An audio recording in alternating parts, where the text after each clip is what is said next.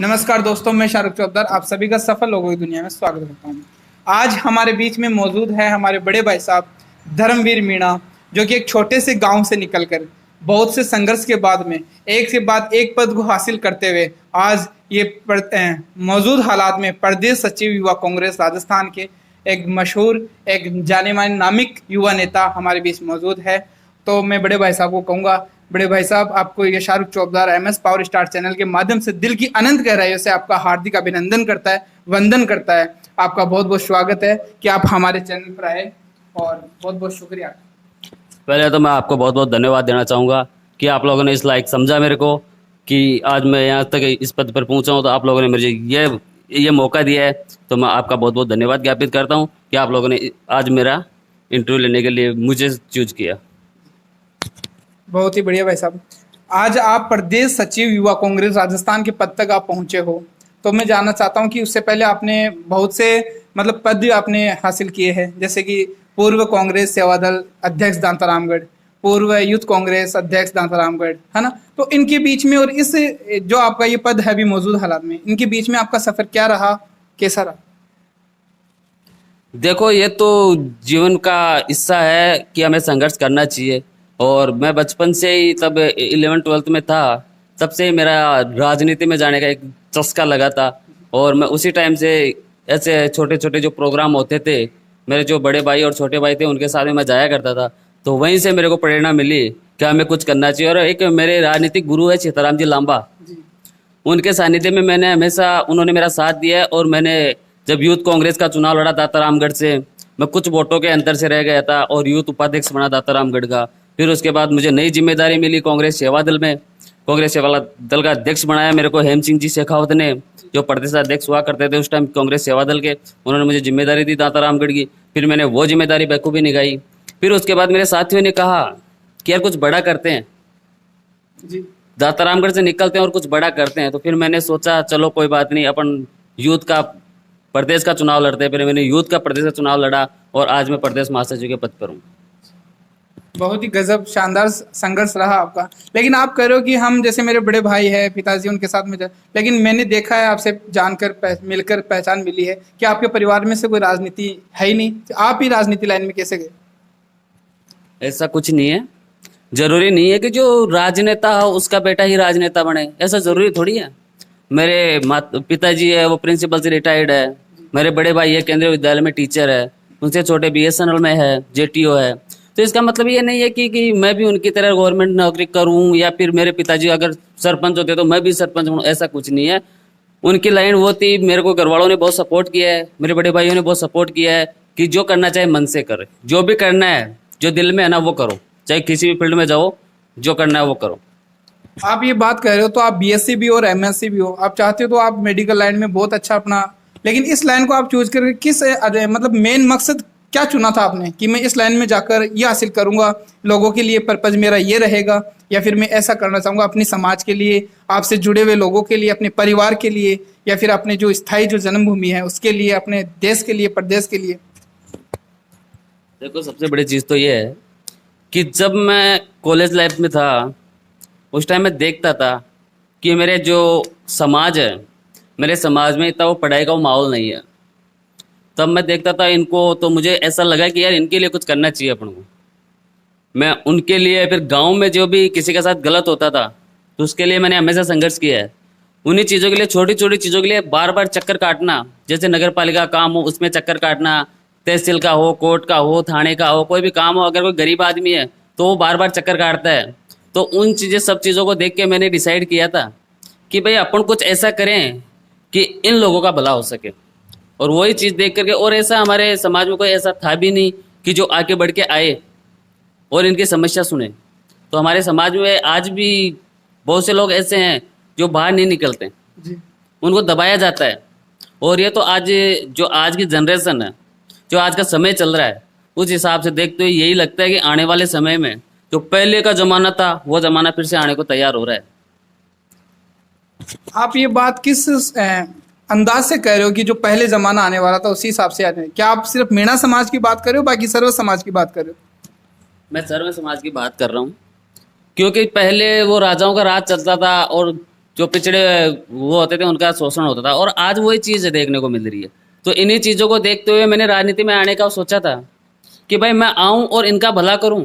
जो दबा रहे हैं इन लोगों को, SC ST माइनॉरिटी और OBC को जो दबा रहे हैं, जो उनके लिए अपन संघर्ष करें, और इन चीज़ों को देखते हुए मैं यहाँ तक पहुँचा हूँ। बिल्कुल। और आप जैसे कि मीणा समाज में आप हो जिला अध्यक्ष राष्ट्रीय मीणा महासभा में, आप इतने बड़े पद पर, तो आप अपने मीणा समाज के लिए स्पेशल तौर पे क्या अलग हटकर करना चाहते हो? आज आप सीकर जिला के राष्ट्रीय अध्यक्ष, जिला अध्यक्ष हो, तो आप सिर्फ अगर अपन बात करें मीणा समाज के लिए, तो आप उनके लिए क्या करना चाहते हो, क्या कहना चाहते हो? मैं उनके लिए ये कहना चाहता हूँ कि आने वाला समय बहुत कठिन है, तो मैं मेरे तमाम युवा साथियों से यही गुजारिश करता हूँ कि भाइयों ज़्यादा से ज़्यादा पढ़ाई में ध्यान दो। अगर पढ़ाई नहीं कर पा रहे हो तो बिजनेस करो, किसी के भरोसे मत रहो, जो भी करना है खुद का करो। यानी कि आज का ज़माना ये है कि जब अपन दबते हैं ना तो दुनिया दबाती है, अगर अपन किसी के नीचे झुक के चलते हैं ना तो फिर वो दुनिया दबाती है, उसको आगे बढ़ने का मौका नहीं मिलता। तो इसलिए मैं ये कहना चाहता हूँ कि मेरे समाज के भाइयों, मेरे जो भी SC ST अपने जो समाज है, उनको ये कहता हूँ कि भाई ज़्यादा से ज़्यादा है ना कुसंगति से दूर रहे, दुर्व्यसन से दूर रहे, नशा पता इनसे दूर रहे, और पढ़ाई पर ध्यान दे और अपना भविष्य बनाए। अभी हाल ही में मौजूद पता चल रहा है कि आरक्षण को लेकर बड़ी मतलब विपत्ता आई हुई है, तो आप उसके बारे में क्या कहना चाहोगे कि भारत भी बंद हो गया वगैरह वगैरह देखा जाए, तो उसके लेकर आप क्या कहना चाहोगे? उसके लिए ये है कि जो देखो, संविधान किसी का बाप का तो है नहीं, संविधान बाबा साहब ने बनवाया था, और बाबा साहब ने जो संविधान बनाया था उसमें सबके लिए समान चीज़ें थी। ऐसा कुछ नहीं है कि दुनिया ये कहती है कि भाई कि इन्होंने तो पिछड़ों के लिए ये बनाया है और उनके लिए ये बनाया, ऐसा कुछ नहीं है। संविधान में सबको समान रूप दिया गया है, और अगर संविधान से कोई छेड़छाड़ करता है और हमारे हक और अधिकारों को अगर कोई छीनना चाहता है तो हम उसके लिए लड़ने को तैयार है। उसमें हमारी जान भी जाए तो हमें कोई दिक्कत नहीं है, लेकिन हम सड़कों पे संघर्ष करने को तैयार है। वो 21 तारीख को किया था, फिर से अगर हमारे आरक्षण के साथ छेड़छाड़ की, संविधान के साथ छेड़छाड़ की, तो हम फिर से सड़कों पे होंगे। आपको क्या लगता है कि आंदोलन करने से, सड़कों पे भटकने से आपको जो आपका जो हक है वो मिल जाएगा? देखो, ये बिल्कुल इतिहास गवाह है इस चीज़ का कि अगर सरकार को जगाना है तो सड़कों पे उतरना होगा। आंदोलन एक बहुत बड़ा वो होता है, हिस्सा होता है जीवन का, कि अगर अपन आंदोलन नहीं करेंगे, सड़कों पे नहीं उतरेंगे, तो सरकार कभी अपनी तरफ ध्यान नहीं देगी। वही चीज़ है, मैं बताना चाहूँगा आपको कि आज के ज़माने में सरकारें भी ऐसी तो सरकारें हो गई, और ऐसे वहाँ के वो जो नेता है या जो अपन कहते हैं कि क्या कहते हैं उनको, उनके जो तलवे चाटने वाले लोग होते हैं ना, चापलूस लोग, उनका काम यही रह गया कि बस। और आज के ज़माने में जातिवाद को बढ़ावा दिया जा रहा है, सीधी सी बात है, ये आप भी जानते हो और हम भी जानते हैं, ये पूरा भारत देश जानता है कि अपन, बहुत से लोग तो ऐसे हैं जो ये बोलते हैं कि 2014 के बाद देश आज़ाद हुआ है। बहुत से लोग ऐसे बोलते हैं, उनको पता नहीं है कि देश कब आज़ाद हुआ है, क्या हुआ क्या नहीं हुआ, लेकिन उनको आज भी यही है।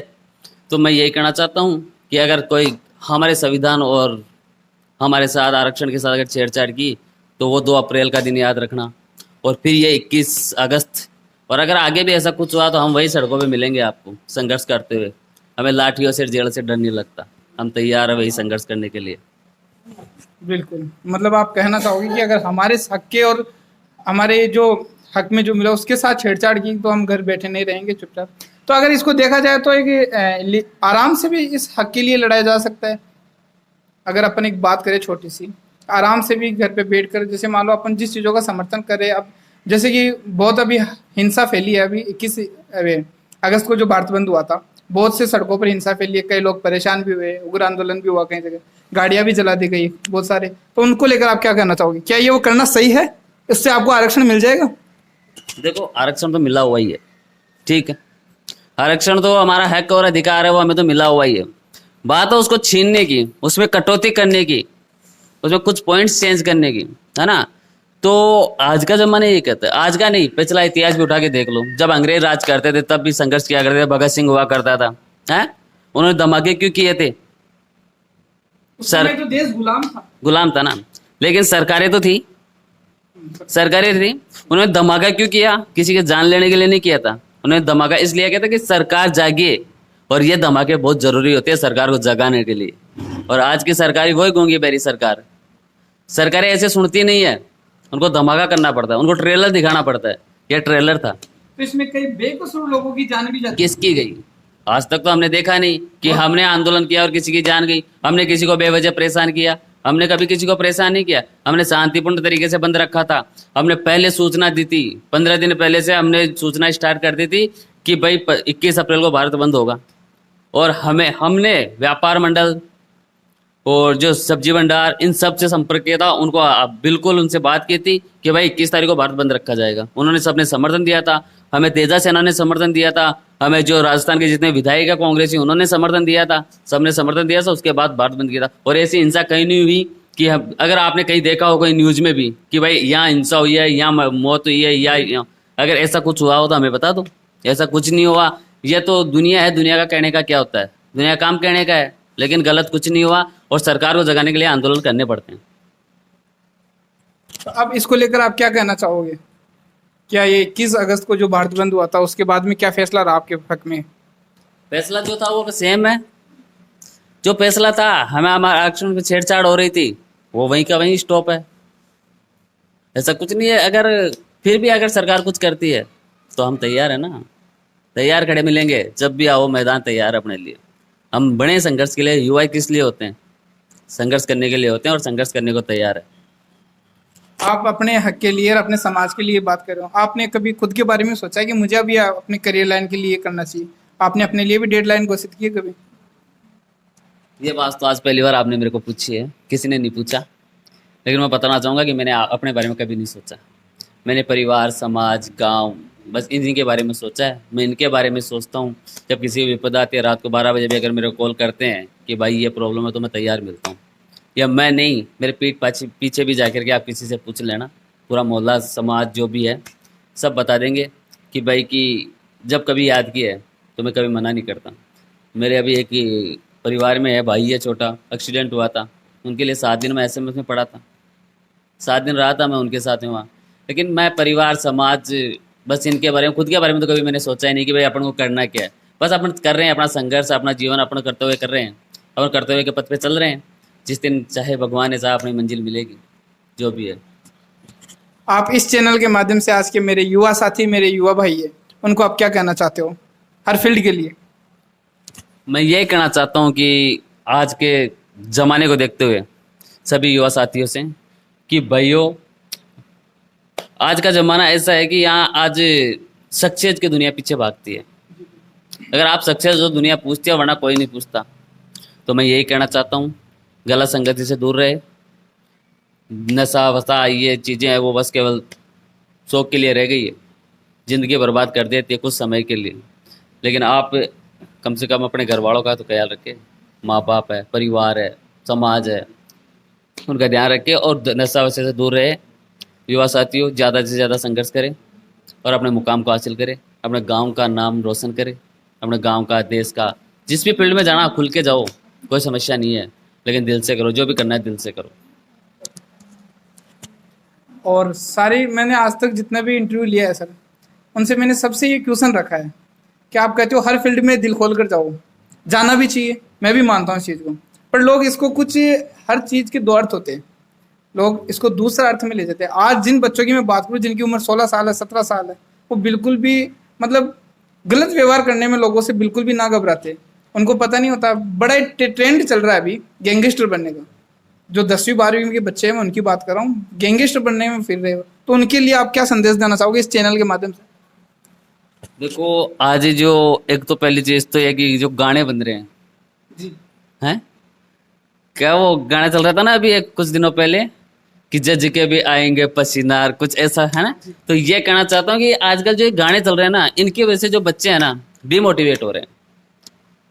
वो ये जानते हैं कि भाई कि इनमें ही सब कुछ रखा है, भाई साहब बनना है, गैंगस्टर बनना है। अरे जो गैंगस्टर बने हुए हैं, एक मुकदमा कभी खा के देखो, आपको पता चल जाएगा कि ज़िंदगी झंड हो जाएगी आपकी। कुछ नहीं रखा इनमें, ज़िंदगी ख़त्म सी हो जाएगी। जिस दिन फरारी काटोगे, कहीं जाओगे, कोई मिलने नहीं आएगा। ये यार दोस्त यही है जो अभी आप बोलते हो कि चलो उससे ये हो गया, साथ हो गए, लेकिन जब आप पे मुकदमा लगेगा, विपदा आएगी, आपके साथ कोई नहीं होगा, आपके माँ बाप, परिवार साथ होगा और कोई नहीं होगा, सब दूर हो जाएंगे।